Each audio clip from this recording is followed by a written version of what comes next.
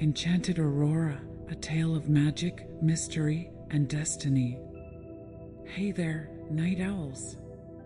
Grab your coziest blanket and settle in, because do I have a story for you. Picture this, a world where magic isn't just in fairy tales, where forests whisper secrets, and where destiny has a funny way of sneaking up on you when you least expect it. Sound intriguing? Well, you're in for a treat. Now, I know what you're thinking. Another bedtime story? Come on, I'm an adult. But trust me, this isn't your average once upon a time. This tale has twists and turns that'll keep you guessing, characters you'll swear you've met before, and maybe, just maybe, a few life lessons sneaked in when you're not looking. And hey, if you make it to the end, I might just share a secret or two that'll make you the most interesting person at your next coffee date. How's that for motivation? So, are you ready to dive into a world of enchanted forests, cunning sorceresses, and a princess who's got more up her sleeve than just a tiara? Then let's begin our journey into the realm of Enchanted Aurora. And remember, in this story, nothing is quite as it seems. The Kingdom of Whispers.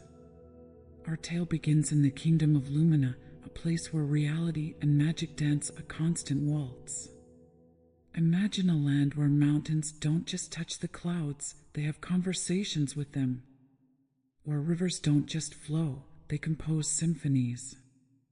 And where trees? Well, let's just say they have a few tricks up their bark. At the heart of this wondrous realm stood Castle Luminara. Now, forget everything you know about castles. This wasn't just some stack of old stones. The castle's spires spiraled so high they tickled the stars, and its walls shimmered like they were woven from moonbeams and stardust. On a clear night, you could swear the whole thing was breathing, pulsing with an inner light that seemed to whisper, "Secrets here, come and find them." Ruling over this marvel were King Maximilian and Queen Eleanor. Now, Max, as his friends called him when they'd had a bit too much enchanted wine, wasn't your typical stuffed shirt monarch. Picture a bear of a man with a laugh that could shake apples from trees and a red beard so magnificent it had its own fan club. He wore a crown shaped like a sunburst and had a habit of challenging visiting dignitaries to arm wrestling matches. Diplomatic? Not always. Entertaining? You bet. Queen Eleanor, on the other hand, was grace personified.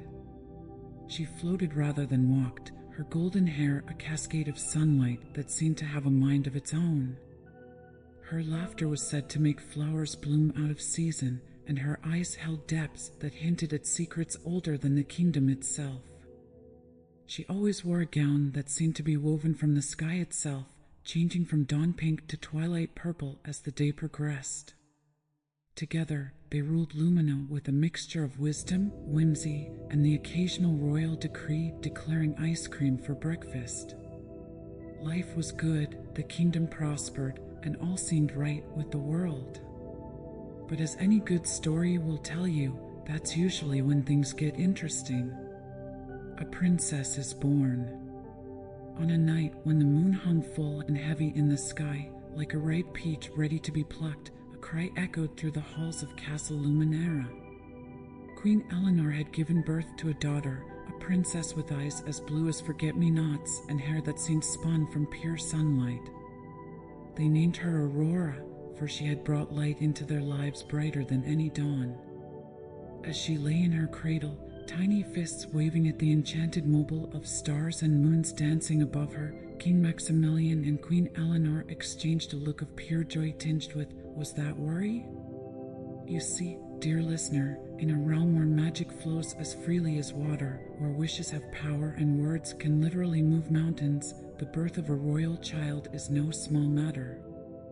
It's not just a celebration, it's an event that can shift the very fabric of reality.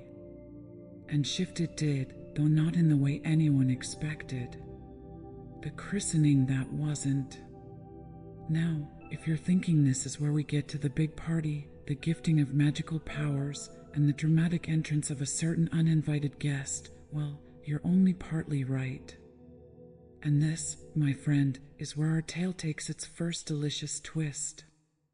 King Maximilian and Queen Eleanor, being the wise rulers they were, knew the potential pitfalls of a grand christening. They heard the cautionary tales, thank you very much. So instead of a lavish affair with every magical being in the realm in attendance, they opted for something a little more subtle. Picture this, a moonless night, a secret chamber deep within the castle, and only the most trusted advisors in attendance. No fanfare, no trumpet blasts, just the soft glow of enchanted candles and the gentle cooing of baby Aurora. The plan was simple. 7 of the most powerful and trustworthy fairies in the realm would bestow their gifts in secret, protecting Aurora from any potential curses or jealous rivals. Clever, right? But here's the thing about plans in a magical kingdom, they have a funny way of going awry in the most spectacular fashion. As the 7th fairy, a mischievous sprite named Thistle, approached the cradle to bestow her gift, a gust of wind extinguished every candle in the room. In the pitch darkness, a voice like honey dripped in poison purred, "Well, well, well. What have we here?" The candles roared back to life, revealing a figure that made even the bravest hearts in the room skip a beat. She stood tall and regal, draped in shadows that seemed to move of their own accord. Her skin had a greenish tinge, and her eyes, oh, those eyes gleamed with a cunning that made you want to check your pockets and your soul. Maleficent, Queen Eleanor breathed, instinctively stepping in front of the cradle. The sorceress smiled, a curve of her lips that promised both pleasure and pain. "You wound me, your majesties. Did you really think you could have a party and not invite moi? I'm hurt. Truly." King Maximilian, his hand on the hilt of his sword, growled, "This is a private affair, Maleficent. You are not welcome here." "Not welcome? Oh, my dear Max. I'm never where I'm not welcome. I'm simply where I choose to be." She glided forward, the shadows around her feet writhing like snakes. "And I choose to be here, to see this precious little bundle that has the entire magical realm buzzing."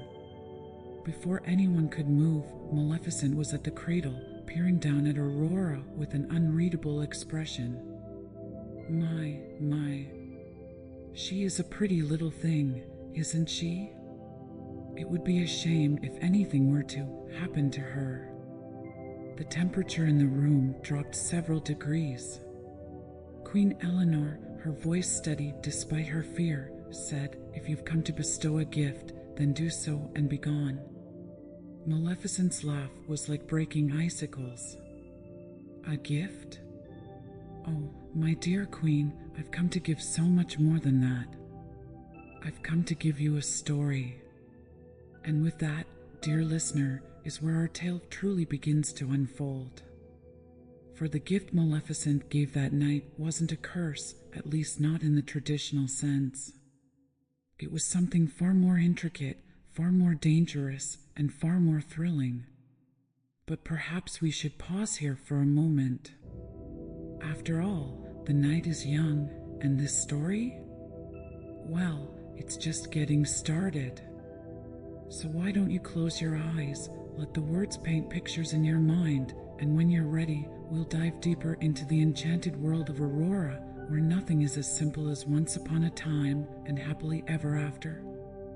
That's just the beginning of the adventure. Ready for more? Then let's continue our journey into a realm where destiny is a tapestry woven with threads of choice, chance, and a little bit of magic. The gift of story. Maleficent, her eyes glowing with an otherworldly light, raised her staff. The gem at its tip pulsed with a sickly green energy that made the air itself seem to warp and twist. "Little princess," she crooned, her voice a melody that sent shivers down the spines of all present, I give you the gift of story. Your life shall be a tale of wonder and woe, of love and loss, of triumph and tragedy. Every step you take, every choice you make, shall weave the tapestry of a legend that will echo through the ages. The magical energy swirled around Aurora's cradle, seeping into her very being. The baby giggled, reaching out to touch the sparkling lights, blissfully unaware of the weight of destiny now resting upon her tiny shoulders. Maleficent's smile was a sharp thing, full of secrets and shadows. But here's the twist, my sweet, the ending of your story? That's yet to be written. It could be a happily ever after or a tragedy for the ages. And the best part? You'll never know which path you're on until you reach the final page. With a flick of her wrist, the sorceress conjured a book that hovered in the air above Aurora. Its pages were blank, waiting to be filled with the princess's adventures. Oh, and one more thing Maleficent added, almost as an afterthought. On your 16th birthday, you'll prick your finger on the spindle of a spinning wheel.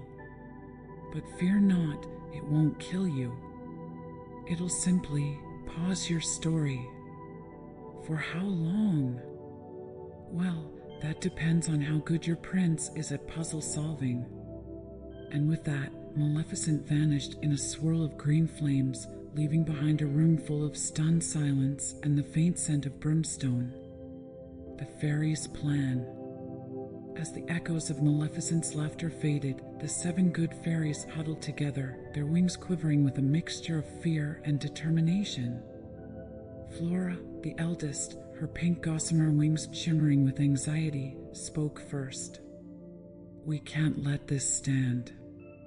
We must do something. Fauna, green as the first buds of spring, nodded solemnly. But what can we do? Maleficent's power is great, and her gift, it's not something we can simply undo. Merryweather, the youngest and most impulsive of the group, her blue aura crackling with frustration, burst out, "Then we'll hide her. We'll take Aurora far away, where Maleficent can never find her." The other fairies gasped at the audacity of the plan, but as they looked at the worried faces of King Maximilian and Queen Eleanor, they realized it might be the only way. And so, a plan was hatched. The 7 fairies would take Aurora deep into the Whispering Woods, a place so dense with magic that it could hide even from Maleficent's all-seeing eyes. There, they would raise her as their own, keeping her safe until her 16th birthday had passed and the threat of the spinning wheel was no more.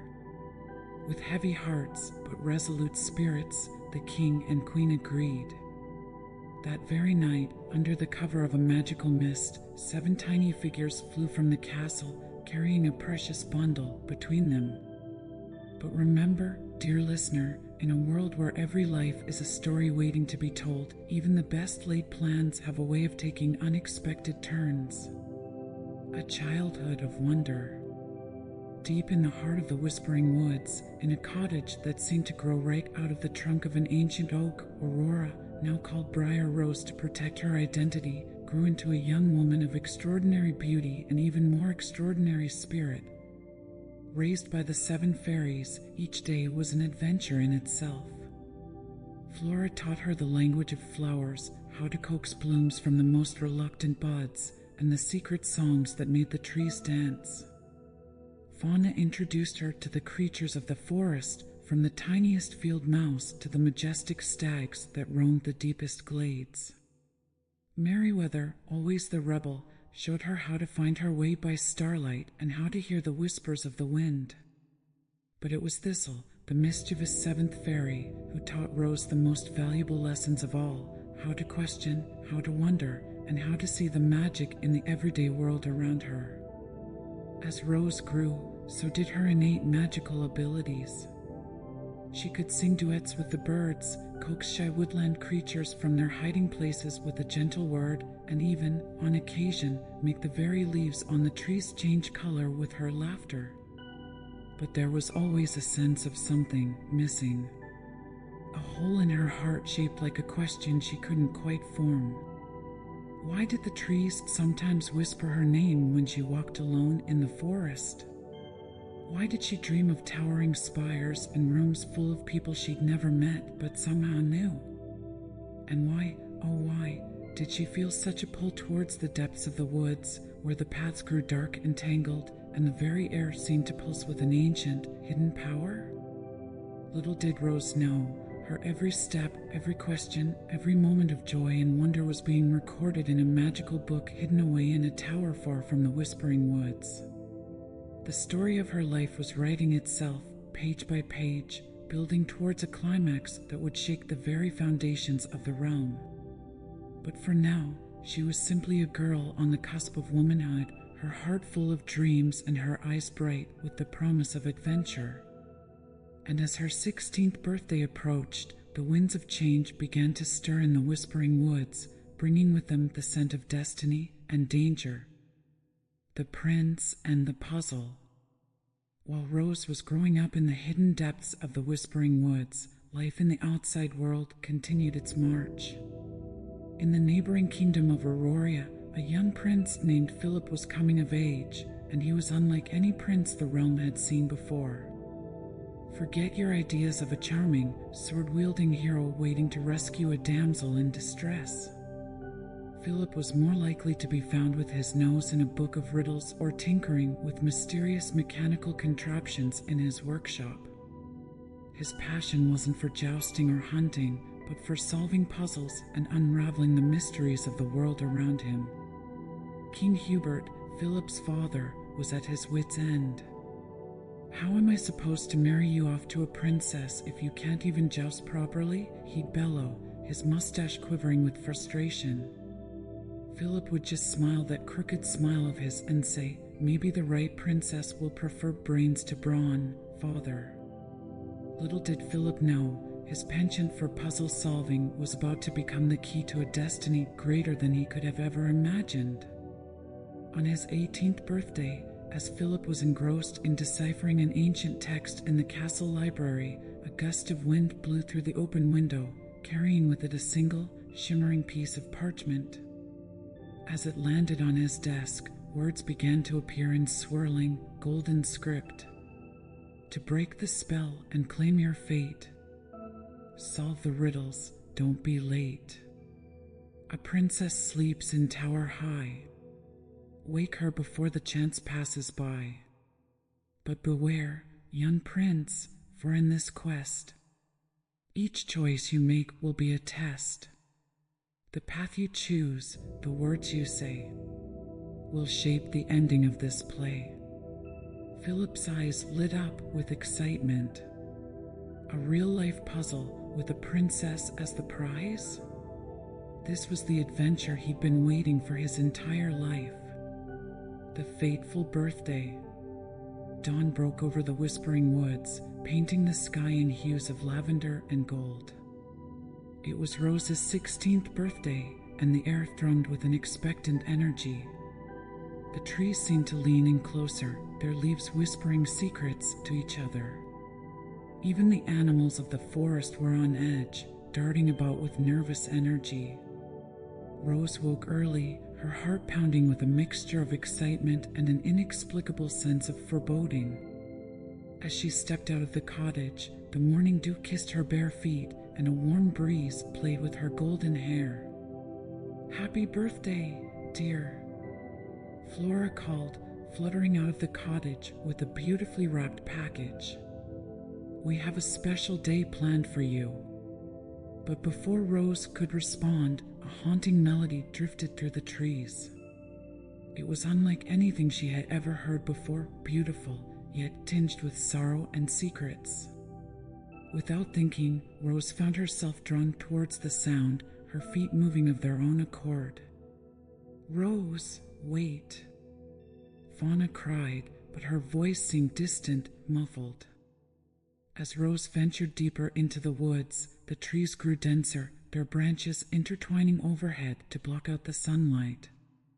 The melody grew stronger, more insistent. And then, in a small clearing bathed in an eerie green light, she saw it, a spinning wheel, its spindle glinting dangerously. A voice, smooth as silk and cold as ice, whispered in her ear, "Touch it, my dear. Complete your story." Rose's hand reached out, trembling. The moment her finger touched the spindle, a jolt of energy surged through her body.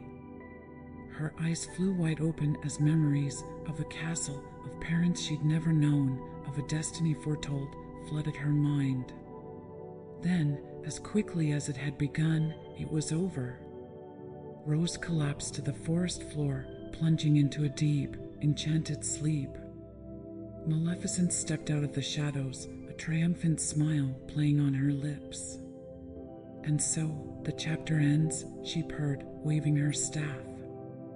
Rose's sleeping form vanished, reappearing in the highest tower of a long-abandoned castle deep in the heart of the Thornwood, a dark, twisted forest that even the bravest adventurers feared to enter. "Now," Maleficent mused, her eyes glowing with anticipation, "let's see how good this prince really is at solving puzzles." The prince's quest begins. Miles away, Prince Philip was already deep into his quest. He had followed the clues from the magical parchment which had led him to the edge of the Whispering Woods. But as he was about to enter, the parchment glowed once more, new words appearing. A shift in tale, a change in scene. The princess sleeps where thorns grow keen. To reach her tower, high and far, solve the riddles of who you are. Each step a test, each choice a key, to wake the girl and set her free. Philip's brow furrowed. The Thornwood? That changed everything. He had heard tales of that cursed place, of adventurers who entered and never returned, of shadows that came alive, and of thorns that could pierce the strongest armor. But he was not about to give up. With a determined set to his jaw, Philip turned his horse towards the looming darkness of the Thornwood. As he approached, the very air seemed to thicken, filled with whispers and warnings. At the edge of the forest stood an ancient stone archway, covered in mysterious runes. As Philip dismounted and approached, the runes began to glow, rearranging themselves to form a riddle.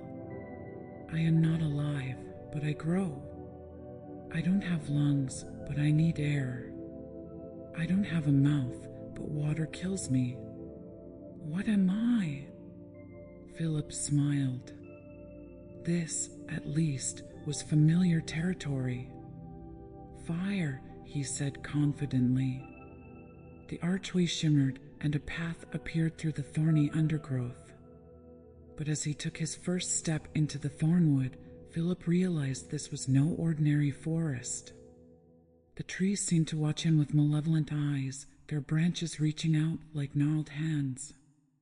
The path ahead was shrouded in mist, and he could hear distant, echoing laughter that sent shivers down his spine. This was more than just a test of his puzzle-solving skills.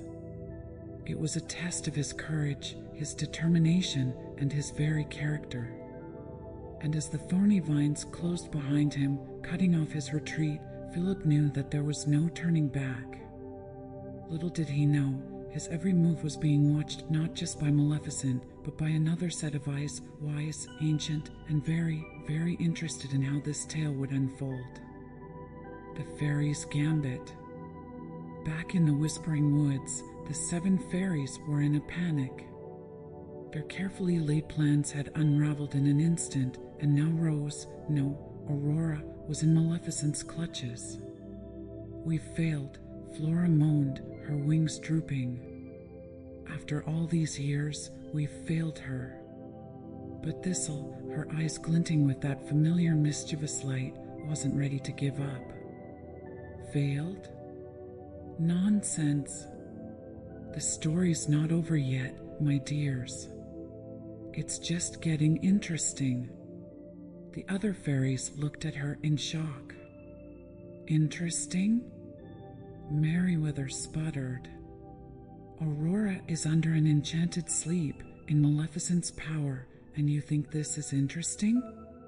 Thistle grinned, a plan already forming in her quick mind. Don't you see? This is exactly what Aurora's story needs: conflict, danger, a chance for true heroism. But, she added, her expression turning serious, she's going to need our help. And so is that puzzle-loving prince. And so, the fairies hatched a new plan. They couldn't directly interfere, that would go against the rules of the gift Maleficent had given. But they could nudge, suggest, and perhaps bend the rules just a little bit. Flora, Fauna, and Merryweather would go to the Thornwood, using their magic to guide and protect Philip as much as they could without being seen. The others would spread out across the realm, gathering allies and resources that might be needed in the final confrontation they all knew was coming. As for Thistle, she had a special mission, one that made the other fairies more than a little nervous. I'm going to have a little chat with an old friend, she said, a dangerous glint in her eye. It's time we learned the rules of this game we're playing. And with that, she vanished in a puff of glittering smoke, leaving behind the faint scent of mischief and possibility. Puzzles in the dark. Deep in the heart of the Thornwood, Philip was facing challenges unlike any he had encountered in his books of riddles and puzzles. The forest itself seemed alive, constantly shifting and changing around him. Paths that led one way suddenly twisted, leading him back to where he started. Shadows moved with a life of their own, whispering taunts and doubts into his ears.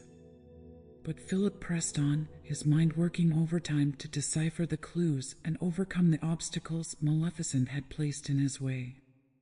Each riddle he solved, each test he passed, seemed to reveal a little more about himself, his strengths, his weaknesses, his deepest fears, and most cherished hopes.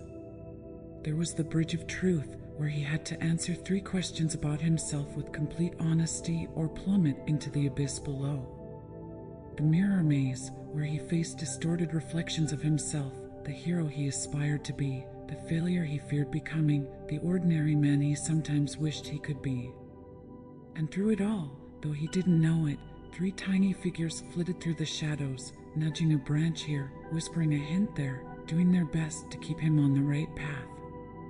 As Philip delved deeper into the Thornwood, he began to realize that this quest was about more than just rescuing a sleeping princess. It was about discovering who he truly was and who he could become. With each step, each choice, he was writing his own story, intertwining it with Aurora's in ways he couldn't yet imagine. But the greatest test was yet to come. For at the heart of the Thornwood, in a clearing bathed in sickly green light, stood Maleficent herself, waiting with a smile that promised both pleasure and pain. Well, she purred as Philip entered the clearing, his sword drawn. You've done well to make it this far, little prince. But are you ready for the final test? Are you ready to face yourself? With a wave of her staff, Maleficent conjured a dark mirror. And from its depths stepped an exact copy of Philip, but this wasn't the noble, puzzle-loving prince. This was Philip as he could be if he embraced his darkest impulses, his most selfish desires. Only one of you can proceed to the tower, Maleficent declared. Only one of you can wake the princess. The question is, which one of you deserves it more? And so, dear listener, we come to a crucial moment in our tale. Will Philip find the strength to overcome his own darkness? Will Aurora awaken to find a hero, a villain, or something in between? And what role will Thistle's mysterious old friend play in the unfolding drama? The answers to these questions and more await us in the next chapter of our story. But for now, why don't you close your eyes and let your imagination wander through the twisting paths of the Thornwood? Who knows what secrets you might uncover in your dreams? Ready to discover how our tale continues to unfold? Then let's press on into the heart of the mystery, where destiny and choice collide in the most unexpected of ways. But as he would soon discover, this was no ordinary quest. For the riddles he would face were crafted by none other than Maleficent herself, each one a trap designed to test not just his intellect, but his very character. And so, dear listener, as Rose's 16th birthday dawned in the Whispering Woods and Philip set out on his puzzling quest, the stage was set for a collision of destinies that would determine the fate of not just two young hearts, but of an entire magical realm. Are you still with me? Good, because we're about to dive into the heart of our tale, where magic and mystery intertwine, where choices have consequences beyond imagining, and where true love, well, the mirror of truth. The clearing fell silent as Philip faced his dark reflection. This other Philip sneered, his eyes glinting with malice and ambition. Look at you, the dark Philip taunted, his voice a twisted echo of the prince's own. Always solving puzzles, always trying to be the hero. But deep down, you know the truth. You're doing this for glory, for power. You don't care about the princess, you just want to prove you're better than everyone else. Philip felt his grip on his sword tighten. There was a ring of truth to the words that shook him to his core. Hadn't he always yearned to prove himself? Hadn't he jumped at this quest as a chance to show his worth? But then he remembered the riddles he'd solved, the challenges he'd faced. Each one had forced him to confront a part of himself, to understand his motivations and his heart. You're right, Philip said, lowering his sword. A part of me does want glory. A part of me does want to prove myself. But that's not all I am. He took a step towards his dark reflection. I care about doing what's right. I care about helping others. And yes, I care about this princess I've never met, because no one deserves to be a pawn in someone else's game. The dark Philip's sneer faltered. Philip pressed on, his voice growing stronger. I choose to be more than my darkest impulses. I choose to be the best version of myself, not for glory, but because it's the right thing to do. As he spoke these words, a warm light began to emanate from Philip's chest. The dark reflection wavered like a mirage in the desert before shattering into 1,000 glittering pieces. Maleficent's eyes widened in surprise and perhaps a hint of respect. Well played, little prince, she murmured. But don't think this is over. The real test is yet to come. With a wave of her staff, she vanished in a swirl of green flames, leaving behind a path that led deeper into the thornwood towards a looming tower in the distance. Philip took a deep breath, squaring his shoulders. He had faced his inner darkness and emerged stronger. But what challenges awaited him in that ominous tower? And what would he find when, if he finally reached the sleeping princess? Thistle's gambit. While Philip was facing his dark reflection, Thistle, the fairy, was embarking on a dangerous mission of her own. She flitted through realms unseen by mortal eyes, navigating the treacherous paths between worlds until she reached her destination, the Cave of Fates. The entrance to the cave was guarded by 3 ancient crones, their eyes milky white with age, their fingers constantly weaving threads of destiny on spindles that never seemed to run out of thread. Well, cackled the eldest crone. If it isn't little Thistle.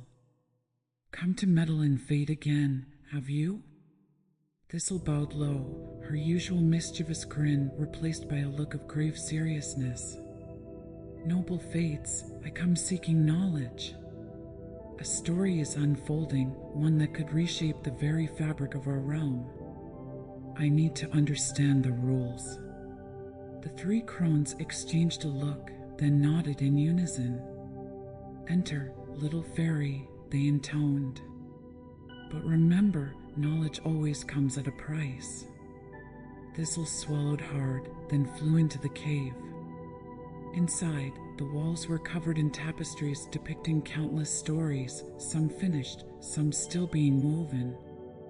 In the center of the cave stood a pool of water, so still it looked like a mirror. "Show me Aurora's story," Thistle commanded. The surface of the pool rippled, and images began to form. Thistle saw Aurora's birth, Maleficent's curse, the years in hiding. She saw Philip's quest, his trials in the Thornwood. And she saw possibilities. So many possibilities. "The girl's story is not set in stone," the youngest crone said, appearing beside Thistle. "Maleficent's gift saw to that. Every choice, every action shifts the tapestry. Then how can we ensure a happy ending?" Thistle asked. The crone smiled, a sight more terrifying than comforting. "That's not for us to decide, little fairy. The ending will be what it will be. But," she added, her milky eyes gleaming, "there are always loopholes." Thistle leaned in, her wings quivering with anticipation. "Tell me more." And so, dear listener, as Philip made his way towards the looming tower and Aurora slept her enchanted sleep, Thistle learned secrets that could tip the balance of the entire tale. But would this knowledge be enough to counter Maleficent's dark plans? And at what cost would these secrets come? The sleeping princess. In the highest room of the tallest tower, Aurora lay in an enchanted slumber.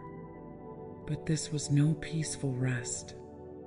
In her dreams, she wandered through a labyrinth of her own making, filled with echoes of a life she had never known and glimpses of a future yet to be written.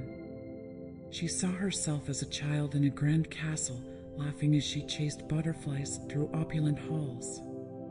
She saw the life she had lived in the whispering woods, filled with love and laughter and the magic of nature. And she saw possibilities. In one vision, she was a powerful sorceress, channeling magic that rivaled even Maleficent's. In another, she was a warrior queen, leading armies to defend her realm. And in yet another, she was a simple village healer, using her knowledge of plants and her innate magic to help others. But through all these visions, a single thread remained constant, a sense of choice, of agency. This was her story, and somehow, even in sleep, Aurora knew that how it ended would depend on the choices she made when, if she awoke. As she wandered through this dreamscape, Aurora began to realize something. The magical gifts she had received at birth, Maleficent's curse, her hidden years in the forest, all of these were part of her story, but they didn't define her. She was more than a princess in a tower waiting to be rescued. She was Aurora Briar Rose, a woman with the power to shape her own destiny. And as this realization dawned, something began to change in the room where her physical body lay. The air shimmered with possibility, and the thorny vines that had crept up the tower walls began to sprout tiny, brilliant flowers. The final confrontation. Philip, battered and weary from his trials, but filled with a newfound sense of purpose, finally reached the base of the tower. But his path was blocked by a wall of thorns so dense and wicked they seemed almost alive. As he raised his sword, ready to hack his way through, a familiar voice rang out. "Now, little prince. Surely a puzzle solver like yourself can find a better way than brute force?" Maleficent materialized before him, her staff glowing with eldritch energy. "You've done well to make it this far. But are you truly worthy of waking the princess? Are you worthy of being part of her story?" Philip lowered his sword, his mind racing. This wasn't a test he could pass with strength of arms. "I don't know if I'm worthy," he said honestly. "But I do know this Aurora's story isn't mine to write. It's hers. I'm just here to help her have the chance to write it herself." Maleficent's eyes widened in surprise. For a moment, her composure slipped, revealing a flicker of, was that approval? But before she could respond, a blinding light filled the clearing. When it faded, Thistle was there, flanked by the other 6 fairies. "It's time to end this, Maleficent," Thistle declared. "We know the truth. Aurora's story can't be controlled, not by you, not by us, not even by the fates themselves. It's hers to tell." Maleficent's face contorted with rage. "You dare interfere? You have no idea of the powers you're meddling with." And with that, the sorceress began to transform. Her body elongated, scales erupting from her skin. Wings unfurled from her back, and her face stretched into a draconic muzzle. Where Maleficent had stood moments before, a massive dragon now loomed, its eyes burning with green fire. "This is it, dear listener," I whisper, my voice tinged with excitement. "The moment where all the threads of our tale come together. Will Philip's courage and wisdom be enough? Will the fairies' magic turn the tide? And what of Aurora, still locked in her enchanted sleep?"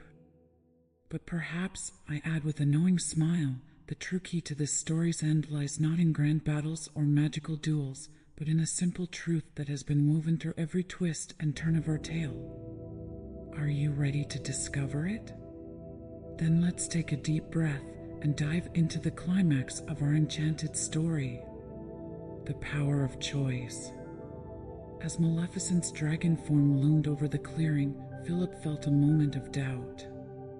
How could he, a prince more comfortable with riddles than swords, hope to defeat such a monstrous creature? But then he remembered everything he had learned on his journey. This wasn't about defeating Maleficent. It was about making the right choices, about being true to himself and to the story he wanted to be part of. "I won't fight you, Maleficent," Philip declared, lowering his sword. "This isn't my battle to win." The dragon paused, confusion evident in its glowing eyes. Thistle, seizing the moment, flew forward. "He's right, Maleficent. This was never about good versus evil or heroes defeating villains. It's about choice. The choice Aurora makes. The choice you make." The other fairies joined in, their combined magic creating a shimmering dome over the clearing. Inside this magical space, reality seemed to bend and shift, reflecting the endless possibilities of the story unfolding around them. And then, in a moment that sent shivers down everyone's spine, a new voice joined the fray. "And what about my choice?" All eyes turned to the top of the tower. There, bathed in an otherworldly light, stood Aurora. She was awake, her eyes clear and filled with a wisdom beyond her years. "How?" Maleficent growled, her dragon form wavering. Aurora smiled, a gentle yet powerful expression. "I woke myself," she said simply. "In my dreams, I realized that this story, my story, isn't about curses or fate. It's about the choices we make, the paths we choose to walk." As she spoke, Aurora began to float down from the tower, flower petals swirling around her. The thorny vines that had seemed so impenetrable moments before now bloomed with brilliant flowers, creating a path for her descent. "Maleficent," Aurora continued, her voice filled with compassion, "you gave me the gift of story. But every story needs not just a beginning and a middle, but an end of its own choosing. It's time for all of us to choose how we want our tales to unfold." The dragon's form shimmered, and suddenly Maleficent stood before them in her fairy form, looking more vulnerable than anyone had ever seen her. "And what is your choice, princess?" Maleficent asked, her voice barely above a whisper. Aurora reached out, taking one of Philip's hands and one of Maleficent's. "My choice is to write a new story. one where curses can be blessings in disguise, where villains can find redemption, and where happily ever after is something we create together, day by day. As Aurora spoke these words, the magic in the air shifted. The thornwood began to transform, darkness giving way to light, thorns blossoming into flowers. The very fabric of the realm seemed to breathe a sigh of relief, as if a great tension had finally been released. Thistle, watching all of this unfold, couldn't help but let out a delighted laugh. Now this, she declared, is what I call a proper twist ending. And so, dear listener, our tale comes to an end, or perhaps more accurately, to a new beginning. For in the days and years that followed, the realm witnessed a story unlike any it had seen before. Aurora, Philip, and yes, even Maleficent worked together to create a kingdom where magic and wisdom walked hand in hand. Aurora, with her unique perspective of having lived in both the human and fairy worlds, became a bridge between different realms and species. Philip, with his love of puzzles and learning, established great centers of knowledge open to all who sought to learn. And Maleficent? She discovered that reshaping a realm through guidance and choice could be far more satisfying than any curse or conquest. Her knowledge of dark magic proved invaluable in defending the kingdom from genuine threats, and slowly she found a new role as a protector rather than a destroyer. The 7 good fairies continued to watch over the realm, their mischief and magic now a welcome part of everyday life. Thistle, in particular, took great joy in randomly appearing to citizens of the kingdom, offering them the chance to choose a new direction for their own stories. As for the Whispering Woods and the Thornwood, they gradually merged into a single great forest, a place of both light and shadow where great adventures could be had and important lessons learned. It became known as the Storyteller's Grove, a place where people could go to discover new chapters in their own tales. And Aurora and Philip? They ruled together, not as the perfect fairy tale couple, but as partners who chose each other every day, who faced challenges together and grew stronger for it. Their love was not the stuff of instant magical connections, but something deeper and more real, a love built on understanding, respect, and the joy of discovering new things about each other every day. And you know what the best part is? I say, my voice dropping to a conspiratorial whisper. This story, like all the best stories, doesn't really end. It lives on in the choices we make, in the way we treat each other, in the stories we choose to tell ourselves and others. I lean back, a satisfied smile on my face. So, my dear listener, as you drift off to sleep, I invite you to think about your own story. What choices will you make tomorrow? What new chapters are you excited to write? And who knows? I add with a wink, maybe, just maybe, a little bit of magic from Aurora's tale will find its way into your dreams, helping you wake up ready to make your own happily ever after, one choice at a time. With that, I fall silent, letting the echoes of our enchanted tale fade into the night. The realm of dreams beckons, promising new adventures and possibilities. And as you close your eyes, who knows what magical stories await you in your slumber? Sweet dreams, dear listener.